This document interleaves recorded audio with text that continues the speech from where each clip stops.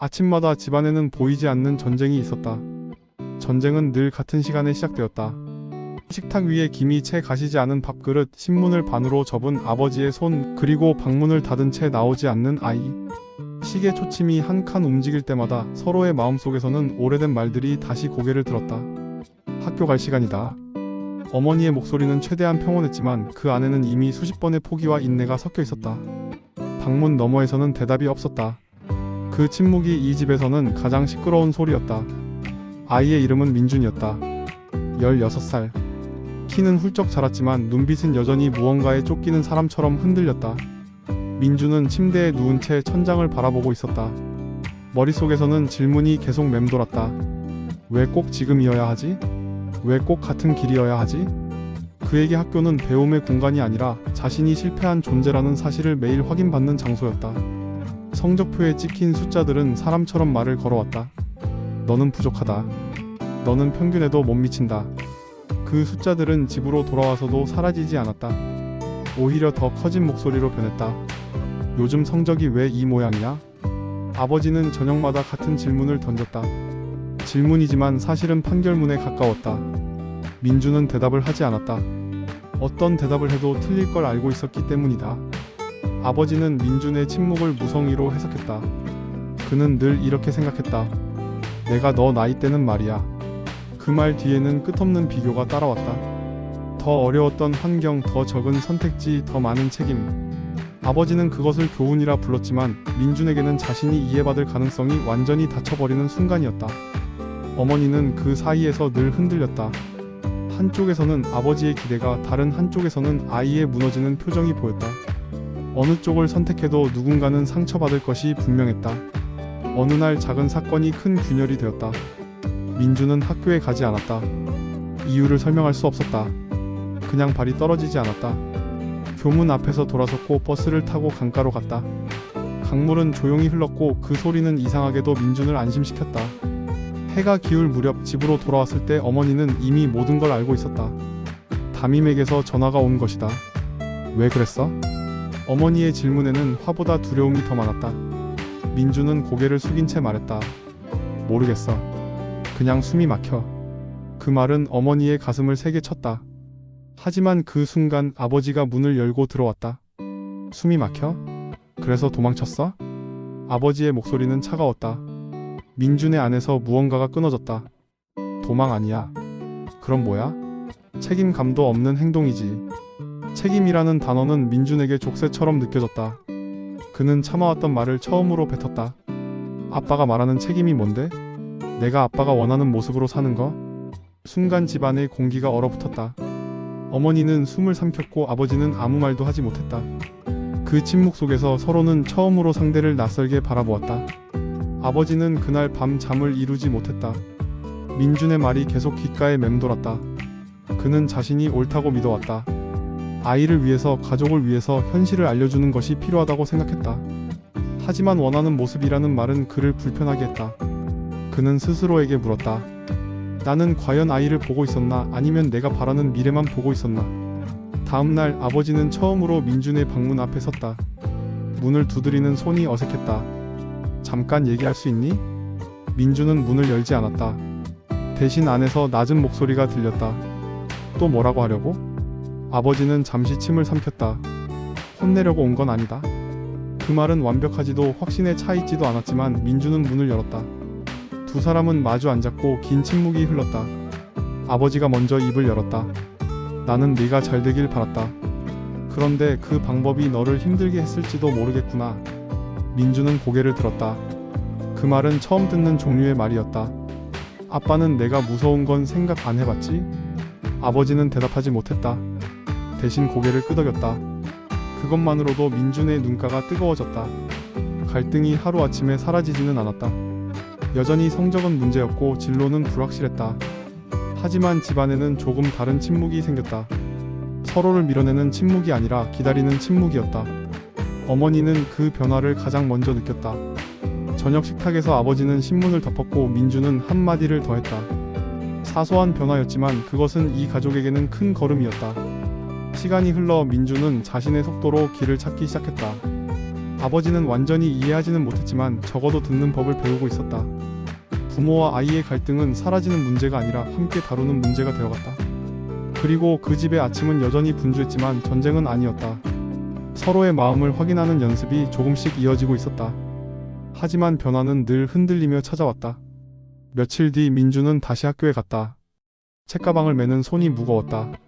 현관 앞에서 신발을 신으며 잠시 멈췄다. 그 모습을 아버지는 말없이 바라보았다. 예전 같았으면 한마디 했을 것이다. 늦겠다. 정신 차려라. 하지만 그날은 그러지 않았다. 문이 닫히고 나서야 아버지는 깊게 숨을 내쉬었다. 그는 자신도 모르게 아이를 견디게 만드는 사람이 되어 있었음을 조금씩 깨닫고 있었다. 민준의 하루는 여전히 힘들었다. 교실에서 들리는 웃음소리, 성적 이야기를 아무렇지 않게 꺼내는 친구들, 미래를 이미 정해놓은 것처럼 말하는 선생님의 질문. 넌 나중에 뭐가 되고 싶니? 그 질문 앞에서 민준은 늘 얼어붙었다. 하고 싶은 건 있었지만 그것을 말할 용기는 없었다. 말하는 순간 누군가 비웃을 것 같았고 집에까지 그 말이 전해질 것 같았다. 집에서는 어머니가 먼저 말을 걸었다. 오늘은 어땠어? 민준은 잠시 망설이다가 짧게 답했다. 그냥. 하지만 그 그냥 속에는 수십 개의 감정이 뒤엉켜 있었다. 어머니는 더 묻지 않았다. 대신 과일을 깎아 식탁 위에 올려두었다. 예전에는 그 침묵이 답답했지만 이제는 그 배려가 민준의 마음을 조금 풀어주었다. 아버지는 밤마다 민준이 자는 방문 앞에 잠시 서 있곤 했다. 문 너머에서 들려오는 숨소리를 들으며 생각했다. 저 아이도 이렇게 하루를 버텼겠지. 그는 처음으로 아이의 하루를 상상했다. 숫자가 아니라 감정으로. 어느 주말 민준은 용기를 내어 말을 꺼냈다. 아빠, 나 공부 말고 좋아하는 게 있어. 아버지는 순간 긴장했지만 바로 대답하지 않았다. 대신 고개를 끄덕이며 말했다. 말해도 된다. 그 짧은 허락이 민준에게는 큰 의미였다. 글 쓰는 거 좋아해. 잘하는지는 모르겠는데 쓸 때는 좀 숨 쉬는 것 같아. 아버지는 바로 반박하지 않았다. 예전의 자신이었다면 현실을 들이밀었을 것이다. 그걸로 먹고 살 수 있겠냐. 하지만 그는 그 말이 아이를 다시 다치게 만들 거라는 걸 이제는 알고 있었다. 언제부터? 중학교 때부터. 아버지는 그 시간을 떠올려 보았다. 그동안 그는 아이의 성적표만 들여다보고 있었다. 그 사이 아이는 혼자서 자신을 붙잡을 무언가를 찾고 있었던 것이다. 갈등은 여전히 존재했다. 아버지는 불안했고 민준은 확신이 없었다. 하지만 대화는 끊어지지 않았다. 서로의 말이 완전히 이해되지 않아도 최소한 끝까지 듣는 시간이 생겼다. 어머니는 그 모습을 조용히 지켜보았다. 가족은 완벽해지지 않았지만 조금 덜 아프게 부딪히는 법을 배우고 있었다. 민준은 여전히 흔들렸다. 어떤 날은 다시 모든 걸 포기하고 싶었다. 하지만 예전과 달리 돌아갈 곳이 완전히 닫혀있지는 않다는 걸 알게 되었다. 아버지도 마찬가지였다. 그는 여전히 걱정했지만 걱정하는 방식이 달라졌다. 몰아붙이는 대신 기다리는 쪽을 택하려 했었다.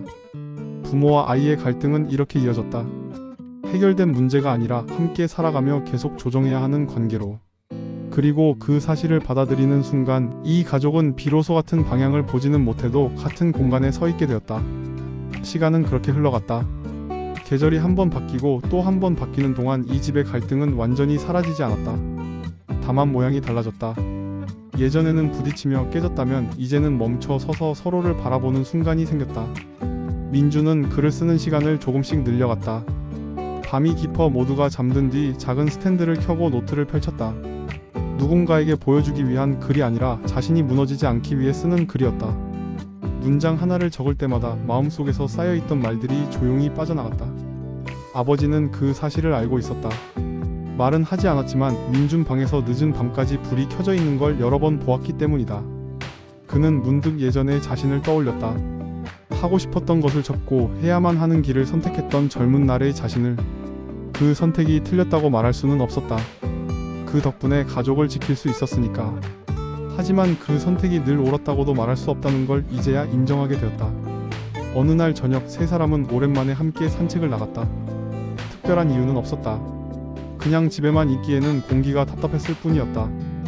공원에는 아이들의 웃음소리가 퍼져 있었고 가로등 불빛이 천천히 켜지고 있었다. 아버지가 먼저 입을 열었다. 나는 네가 실패할까 봐 무서웠다. 민주는 고개를 들었다. 그래서 더 세게 잡으려 했다. 그런데 생각해보니 그게 너를 더 외롭게 했을지도 모르겠다. 민주는 잠시 걷다가 멈춰섰다. 나도 무서웠어. 기대에 못 미치는 내가 싫었고 그래서 더 도망치고 싶었어.